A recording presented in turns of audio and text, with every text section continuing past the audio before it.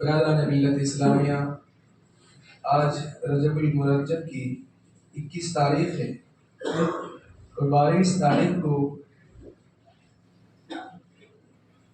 تمام لوگ سیدنا امام جعفر صادق رضی اللہ تعالیٰ عنہ کی نسبت سے فاتحہ خوانی کا انکار کرتے ہیں۔ حالانکہ ان کی جو وصال کی تاریخ ہے وہ 15 رجب المرجب ہے، لیکن عوام کے اندر 22 تاریخ کو مشہور ہے فاتحہ خواہ۔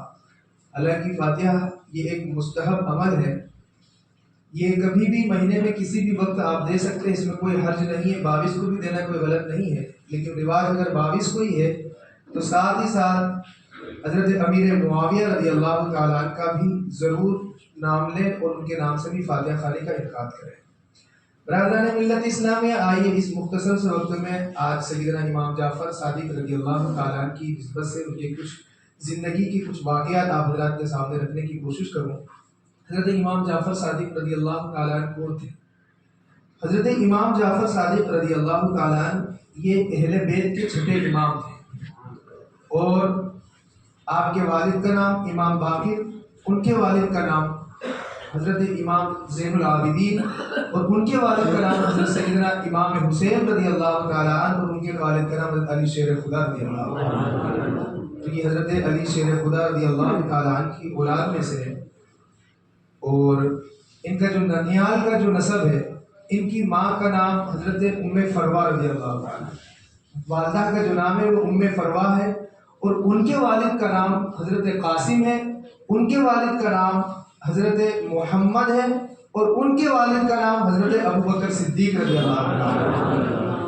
تو ددیال کی طرف سے ان کا نسب حضرت علی شیر خدا رضی اللہ تعالیٰ عنہ، اور ننیال کی طرف سے حضرت ابو بکر صدیق رضی اللہ تعالیٰ عنہ۔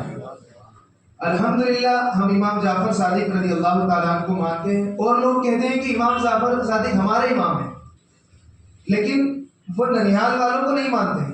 لیکن الحمدللہ ہم امام جعفر صادق رضی اللہ تعالیٰ عنہ کو ایسا مانتے ہیں کہ انہیں بھی مانتے ہیں، ان کے ددیال والوں کو بھی مانتے ہیں، اور ننیال والے کو بھی مانتے ہیں۔ تو حضرت امام جعفر صادق رضی اللہ تعالیٰ عنہ یہ بہت ہی اللہ تبارک و تعالیٰ نے انہیں علم، تقویٰ اور بہت ہی پاکیزگی عطا فرمائی، بہت ہی مقدس ان کا مقام عطا فرمایا تھا، اور اہل بیت کے جو علوم ہوتے ہیں ان میں انہیں وافر حصہ عطا فرمایا تھا۔ اور یہی وجہ ہے کہ حضرت امام جعفر صادق رضی اللہ تعالیٰ عنہ کو جو اللہ نے علوم عطا فرمائے، آج ہم جن امام کی تقلید کرتے ہیں، امام اعظم ابو حنیفہ رضی اللہ تعالیٰ عنہ، وہ امام اعظم بھی حضرت امام جعفر صادق رضی اللہ تعالیٰ عنہ کی شاگردی میں 2 سال آپ نے گزارے ہیں، اور وہ کہتے ہیں کہ میری زندگی کے بس 2 ہی سال ہیں جو میں نے حضرت امام جعفر صادق رضی اللہ تعالیٰ عنہ کی شاگردی میں گزارے ہیں۔ اگر میرے زندگی کے وہ 2 سال نہیں ہوتے تو ابو حنیفہ ہلاک ہو جاتا۔ تو آپ اندازہ لگائیں کہ کتنا بڑا مقام و مرتبہ، علمی مقام حضرت امام جعفر صادق رضی اللہ تعالیٰ۔ اور یہ قاعدے الف ب وغیرہ یہ نہیں پڑھا ہے، بلکہ حضرت امام اعظم ابو حنیفہ کی عمر حضرت امام جعفر صادق رضی اللہ تعالیٰ عنہ سے 2 سال زیادہ بتائی گئی۔ حضرت امام جعفر صادق رضی اللہ تعالیٰ عنہ کی جو ولادت ہے وہ 80 ہجری کی ہے، اور حضرت امام اعظم کی 80 کی، اور حضرت امام جعفر صادق کی 83 کی ہے۔ تو یہ 2 سال آپ سے بڑے، لیکن انہوں نے آپ کی شاگردی میں 2 سال گزارے ہیں۔ تو آپ کا بڑا اللہ تبارک و تعالیٰ نے بڑا آپ کو علم عطا فرمایا تھا، اور ان کی زندگی کے جو بچپن کے علم کا واقعہ ہے وہ آپ حضرات سماعت فرمائیں، اور پھر اندازہ لگائیں کہ اللہ نے کیسے انہیں علم عطا فرمایا۔ حضرت مالک ابن دینار، کچھ محققین کہتے ہیں کہ یہ صحابی تھے، اور کچھ کہتے ہیں کہ یہ تابعی تھے۔ حالانکہ اس میں ہمارا کوئی وہ بحث نہیں ہے کہ کیا تھے، بس وہ ان کی جوتیاں ہمارے سروں کی تاج ہیں، اور ان کا جو مزار ہے وہ کیرلا میں ہے۔ ان کے تعلق سے کتابوں کے اندر ایک واقعہ بڑا مشہور ہے کہ وہ ایک مرتبہ جنگل سے گزر رہے تھے، تو آپ نے دیکھا کہ ایک چھوٹا بچہ ہے وہ جنگل کے اندر لکڑیاں چون رہا ہے۔ اب ان کے تعلق سے لکھا گیا کتاب کے اندر مالک ابن دینار کے کہ یہ جب وہاں سے گزرے تو ان کے دل میں ایک خیال آیا کہ میں اس بچے کو سلام کروں۔ اور پھر آپ جیسے ہی اس بچے کے قریب پہنچے اور پہنچنے کے بعد پھر خیال آیا کہ یہ بچہ ہے، میں اسے کیا سلام کروں، اور آپ آگے نکل گئے. آپ آگے نکل گئے، کچھ دوری پر گئے، پھر آپ کو خیال آیا کہ بچے کو تو نبی آخر الزمان صلی اللہ علیہ وسلم سلام کیا کرتے تھے، تو پھر میں کون ہوں؟ تو آپ واپس پلٹ کر آئے اور آپ نے سلام کی اس بچے سے. آپ نے کہا السلام علیکم ورحمۃ اللہ وبرکاتہ. تو وہ اس بچے نے جو جواب دیا مالک اتنے ہیں دینار، وہ حیران رہ گئے. وہ بچہ کہتا ہے وعلیکم السلام ورحمۃ اللہ وبرکاتہ، اے مالک ابن دینار. حضرت مالک ابن دینار حیران، کہا تم میرا نام بھی جانتا ہے اور میرے والد کا بھی نام جانتا ہے، آخر تو کون ہے؟ ہماری ملاقات تو کبھی ہوئی نہیں.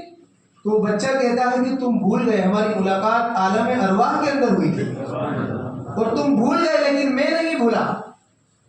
تو مالک ابن دینار کہتے ہیں تم تو بہت پہنچی ہوئی ہستی لگتی، تم بڑے دانشور، بڑے عقل مند ہو، لیکن تم لکڑیاں چن رہے ہو، تمہارے گھر والوں نے یہ اچھا نہیں کیا، تمہیں بچپنے میں تم سے لکڑی چنوا رہے ہیں. تو وہ کہتے ہیں کہ تم میرے گھر والوں کے بارے میں کچھ نہیں کہو، تم نہیں جانتے ان کو وہ کون ہے. اور تو کہا کہ پھر تم لکڑیاں تمہیں چننے کے لیے پہنچا دیا؟ کہا نہیں، میں اپنی مرضی سے لکڑی چننے کے لیے آیا ہوں. کہا جب آپ کی مرضی سے لکڑی چننے کے لیے آئے تو پھر آپ کی آنکھوں میں آنسو کیوں ہے؟ آپ رو کیوں رہے ہیں؟ تو وہ بچہ کہتا ہے کہ میرے رونے کی وجہ یہ ہے کہ جو میں یہ لکڑی چن کر گھر لے کر جاتا ہوں اور میری والدہ جب اسے چولہے میں ڈالتی ہے اور بڑی لکڑیوں کو جب آگ نہیں لگتی ہے تو میری والدہ اس آگ کو بھڑکانے کے لیے چھوٹی لکڑیاں نیچے رکھتی ہے. تو مجھے یہ خیال آیا، مجھے خدا کا خوف آیا کہ اگر کل قیامت کے دن بڑے بڑے گناہ گاروں کو اللہ نے جہنم میں ڈالا تو کہیں اس آگ کو بھڑکانے کے لیے ہم جیسے چھوٹوں کو پہلے نہ ڈال دیں. اس خدا کے خوف کی وجہ سے میری آنکھوں میں آنسو ہے. برادران ملت اسلامیہ کی جو بزرگان دین کے جو واقعات ہوتے ہیں ان کی زندگی یہ ہمارے لیے سبق ہوتی ہے. آج ہمارے دلوں سے خدا کا خوف ختم ہو چکا ہے، بالکل نہیں ہمارے دلوں میں خدا کا خوف. اگر ہمارے دل میں خدا کا خوف ہوتا تو آج ہماری مسجد آباد ہوتی، لیکن ہم نے اپنی مسجد ویران کر رکھی ہے.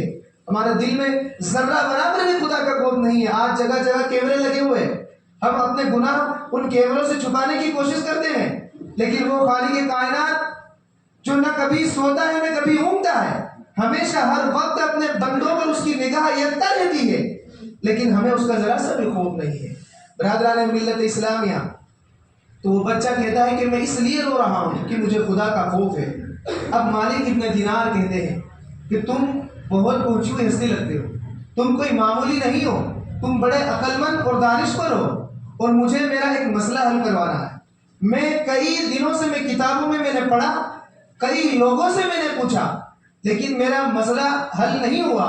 ممکن ہے کہ تم میرے اس مسئلے کو حل کر دو، کیونکہ تمہیں اللہ نے بڑا دانشور بنایا، بڑا عقل مند بنایا ہے، تو ہو سکتا ہے کہ تم میرے اس مسئلے کو حل کر دو.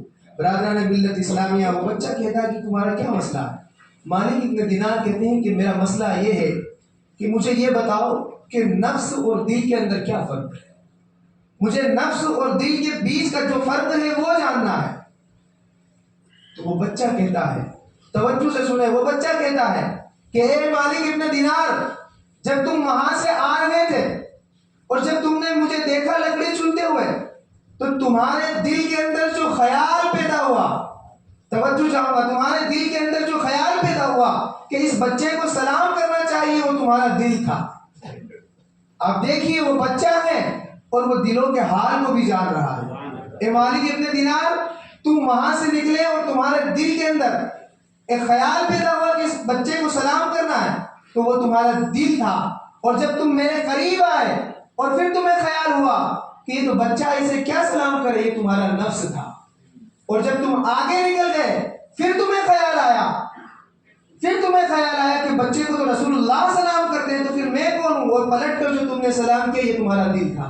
یاد رکھو، دل کبھی گناہ کی طرف انسان کو نہیں لے جاتا ہے، ہمیشہ نفس گناہ کی طرف انسان کو لے جاتا ہے.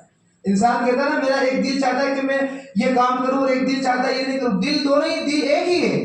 جو اچھائی کی طرف لے جاتا ہے وہ دل ہے، اور جو برائی کی طرف لے جاتا ہے وہ انسان کا نفس ہے۔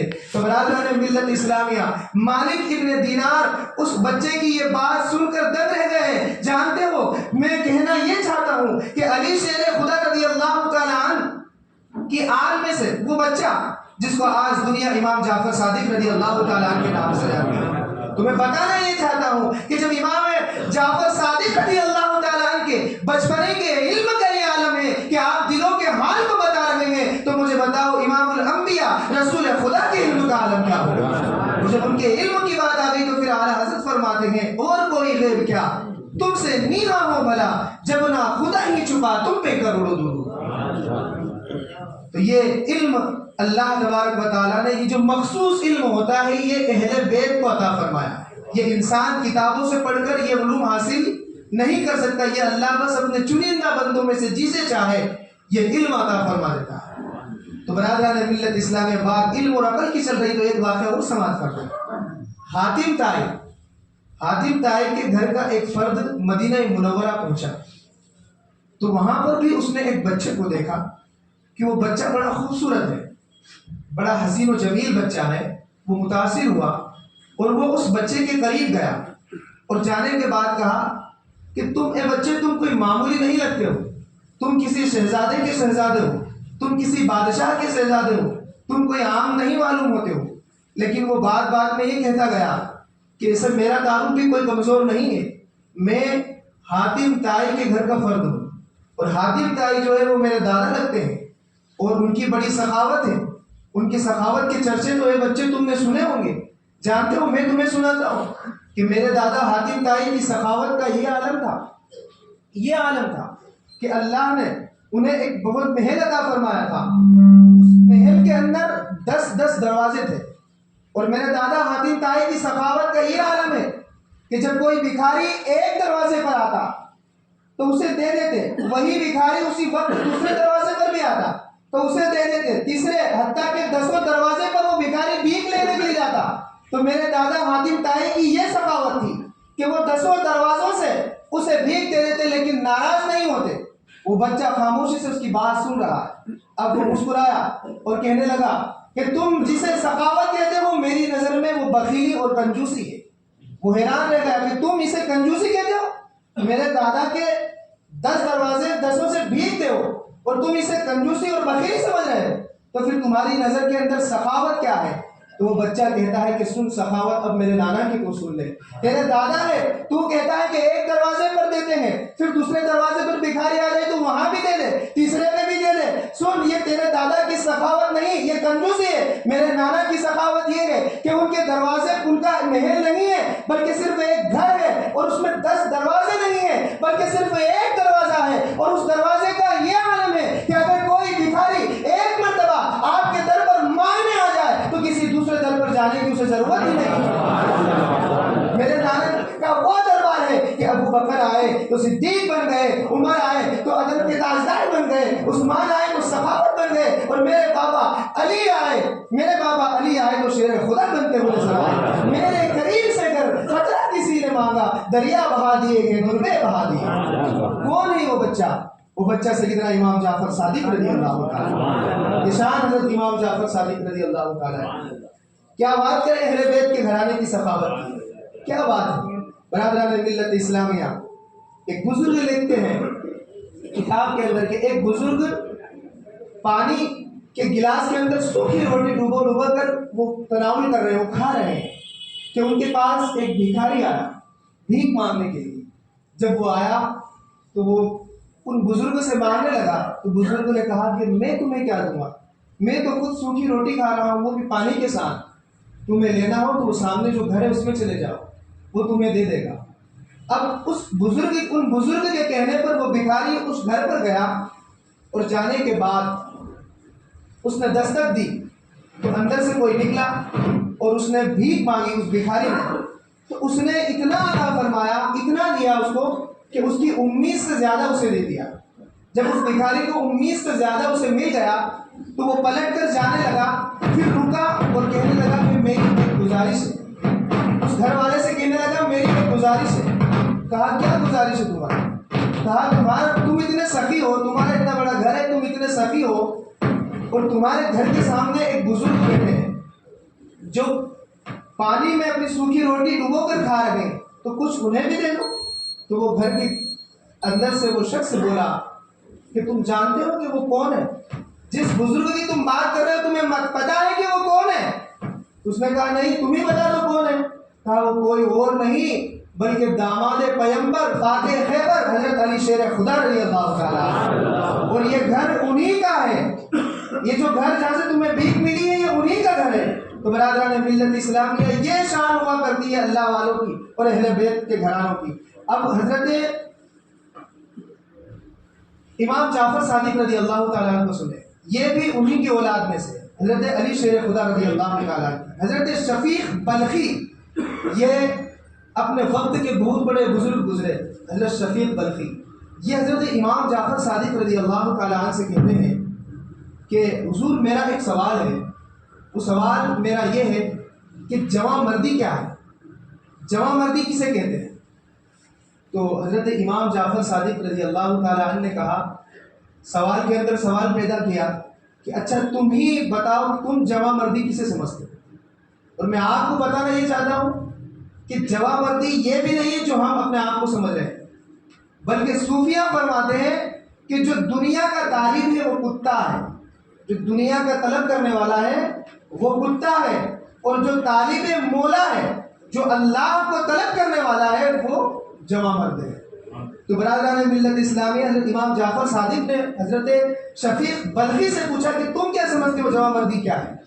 تو انہوں نے کہا کہ میں یہ سمجھتا ہوں کہ جو مل گیا تو اللہ کا شکر، اور نہ مل گیا تو اللہ کا شکر، اور نہ ملا تو صبر، یہ جواں مردی ہے۔ حضرت امام جعفر صادق فرماتے ہیں کہ جسے تم جواں مردی سمجھ رہے ہو یہ تو میرے شہر مدینے کے کتے بھی یہ کرتے ہیں، مدینے کے کتوں کا بھی یہی حال ہے کہ مل گیا تو صبر شکر، اور نہ ملا تو صبر، یہ کوئی بات نہیں ہوئی۔ تو حضرت شفیق بلخی کہتے ہیں حضور اب آپ فرما دیجئے کہ پھر جواں مردی کسے کہتے ہیں؟ تو امام جعفر صادق رضی اللہ تعالیٰ عنہ فرماتے ہیں کہ جو کچھ ملا اسے راہ خدا میں خرچ کر دیا، اور نہ ملا تو صبر کر لیا، اسے جواں مردی کہتے ہیں۔ حضرات ملت اسلامیہ یہ شان صرف اللہ نے اہل بیت کو عطا فرمائی ہے۔ آپ کیا سمجھتے ہو؟ آپ نے سنا کہ رسول اکرم صلی اللہ علیہ وسلم کے گھر کئی دنوں تک چولہے نہیں جلتے تھے، کیا سمجھتے تھے رسول اکرم صلی اللہ علیہ وسلم غریب تھے؟ نہیں، معاذ اللہ، آپ کی لاکھوں کی انکم تھی اس زمانے کے اندر، لیکن عالم یہ تھا کہ صبح آتا تھا اور شام کو تمام غریب و یتیموں کے اندر تقسیم کر دیا جاتا تھا۔ یہ بزرگان دین کا طریقہ ہے، اور آج ہمارا طریقہ یہ ہے کہ ملا تو بلا وجہ جمع کر لیا، اور نہ ملا تو ہم نے شکوہ کیا۔ یہ ہمارا طریقہ بن گیا۔ ہم ان بزرگان دین کے ماننے والے، ہم اس دنیا کے طلب میں اس طریقے سے مشغول ہو گئے کہ ہم آخرت کو بھول بیٹھے گئے۔ ہمیں جو ملا تو ہم نے جمع کر لیا، زکوٰۃ نہ نکالی، صدقات نہ نکالے، غریب یتیم کا ہم نے خیال نہ کیا، صرف ہم نے جمع کرنے کے لیے سوچی۔ تو بتاؤ جواں مرد ہوئے یا دنیا کے چاہنے والے کتے ہوئے؟ تو برادران ملت اسلام میں کہنے کا مطلب یہ ہے کہ جو بزرگان دین کو ہم مانتے ہیں، ان کے نام کی نیاز دلاتے ہیں، ان کی سیرت کو پڑھنے کی کوشش کریں، اور پھر ان کے جو طریقے ہیں ان کے طریقے پر عمل کرنے کی کوشش کریں۔ حضرت امام جعفر صادق رضی اللہ تعالیٰ عنہ کے خدا کا خوف کا عالم یہ تھا آپ کے کہ لوگ آپ سے کہتے تھے کہ حضور ہمارے لیے آپ دعا فرمائیں، تو حضرت امام جعفر صادق ان سے کہتے تھے کہ میں آپ کے لیے دعا کروں گا، آپ میرے لیے دعا کرنا۔ تو کسی نے کہا کہ حضور آپ ہمارے لیے دعا کریں تو ٹھیک ہے، لیکن ہم آپ کے لیے کیا دعا کریں؟ آپ تو اتنے اعلیٰ نسب والے ہیں، آپ نواز رسول ہیں، آپ علی شیر خدا رضی اللہ تعالیٰ عنہ کا خون آپ کی رگوں میں، آپ کے لیے ہم کیا دعا کریں؟ تو وہ کہتے ہیں کہ یہی تو بات ہے، میرے لیے یہ دعا کیا کرو کہ کل قیامت کے دن جب نبی کریم صلی اللہ علیہ وسلم کی مجھے زیارت ہو تو اس وقت مجھے شرمندگی نہ ہو کہ میں اتنے اعلیٰ نسب میں تھا اور میں اس نسب میں پیدا ہونے کا حق ادا نہ کر سکا۔ آپ مجھے بتاؤ، آج ہم ان بزرگوں کے نام پر صرف جنت ہم مانگ رہے ہیں، تو ہم بتاؤ کہ ہم کیا واقعی رسول اکرم صلی اللہ علیہ وسلم کو کل قیامت کے دن اپنا چہرہ دکھانے کے قابل بھی ہے کہ نہیں ہے؟ برادر ملت اسلامیہ غور کرنے کا مقام میں وقت ہو چکا ہے۔ ہمیں چاہیے کہ ہم بزرگان دین کی تاریخ کو پڑھیں، اور کل جو فاتحہ خوانی کا انعقاد جب ہم کریں تو ساتھ ہی ساتھ حضرت امیر معاویہ رضی اللہ تعالیٰ عنہ کے نام کی بھی فاتحہ ملا، کیونکہ یہ صحابی رسول تھے اور کل ان کے وصال کا دن تھا، اور یہ بڑے مقبول صحابی رسول تھے، ایسے صحابی رسول کہ اللہ کے رسول صلی اللہ علیہ وسلم کو ان پر بڑا بھروسہ تھا، جو وحی الہی جو نازل ہوتی تھی اور جو صحابہ لکھتے تھے ان میں ایک نام حضرت امیر معاویہ رضی اللہ تعالیٰ عنہ کا بھی۔ تو حضرت امیر معاویہ کو نبی کریم صلی اللہ علیہ وسلم سے بے پناہ محبت بھی تھی، آپ کی وصیت بھی تھی کہ جب میں آپ کے پاس اللہ کے رسول صلی اللہ علیہ وسلم کے ناخن مبارک بھی تھے تبرک کے طور پر، آپ کی وصیت تھی کہ جب میں اس دنیا سے رخصت ہوں، جب مجھے قبر کے حوالے کیا جائے تو یہ ناخن میرے ہونٹ میں کھول کر وہاں پر رکھ دے، میری آنکھ پر رکھ دے، میری پیشانی پر رکھ دے، تاکہ اللہ ان ناخنوں کی برکت کے صدقے میں میری بخشش و مغفرت فرمائے۔ تو یہ امیر معاویہ رضی اللہ تعالیٰ عنہ ہماری حیثیت تو ان کی قدموں کی دھول کی حیثیت کے برابر بھی نہیں ہے، ہمیں ان کی گستاخی تو بڑی دور کی بات ہم کریں، تو ہمیں ان کے نام کی بھی فاتحہ کا انعقاد کرنا ہے۔ اور جو کنڈے کی فاتحہ ہمارے اندر جو مشہور ہے کہ ہم ایک جگہ پر ہی کرتے ہیں، تو اس کو میں آپ کو بتا دوں کہ یہ جو کنڈے کی فاتحہ ہے یہ دوسری عام فاتحوں کی طرح یہ بھی فاتحہ ہے، اسے بھی آپ کہیں اور وہاں سے تبرک لے جا کر کہیں اور بھی کھا سکتے ہیں، ایسا نہیں کہ بس وہیں بیٹھ کر آپ کو کھانا ہے اور جس برتن میں فاتحہ ہوئی اب اس برتن کو استعمال نہیں کرنا ہے، اسے قبرستانوں میں پھینکنا نہیں ہے، بلکہ انہیں استعمال کرو۔ اگر آپ اسے پھینکو گے تو وہ فضول خرچی میں آئے گا اور آپ گنہگار بنیں گے، تو آپ اس بات کا بھی خیال رکھیں، اور ساتھ ہی ساتھ جو برتن ہے آپ اس کو استعمال میں کریں۔ اللہ کی بارگاہ میں دعا ہے کہ رب قدیر عمل کی توفیق عطا فرمائے۔